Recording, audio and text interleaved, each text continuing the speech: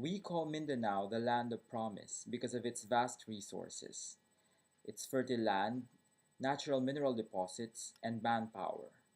But despite these glaring advantages, Mindanao has failed to live up to its potential, its great promise. Today, it has remained poverty stricken and war torn.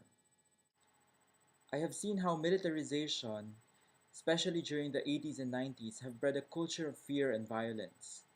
The problem is compounded by political immaturity, which nurtures leaders who would rather serve themselves first before others.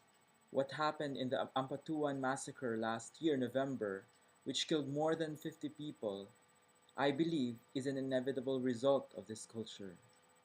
Religious leaders have been calling for mutual cooperation, but they were like lone voices in the wilderness.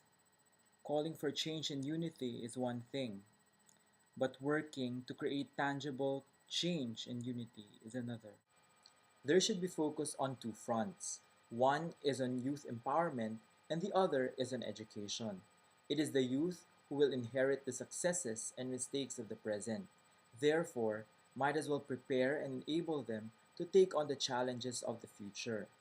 Mindanao presents a unique challenge for any young leader who would have to deal with institutions working in silos, indifference and trauma among members of the community, and the great opportunity divide that gives preferential treatment to the other regions of the country. Meanwhile, issues like massive poverty and the war between the Christians and the Muslims can only be resolved if people are educated enough so that they can sustain themselves and their family. An educated community, I believe, will bring about a culture of understanding and a structural end to interfaith struggle.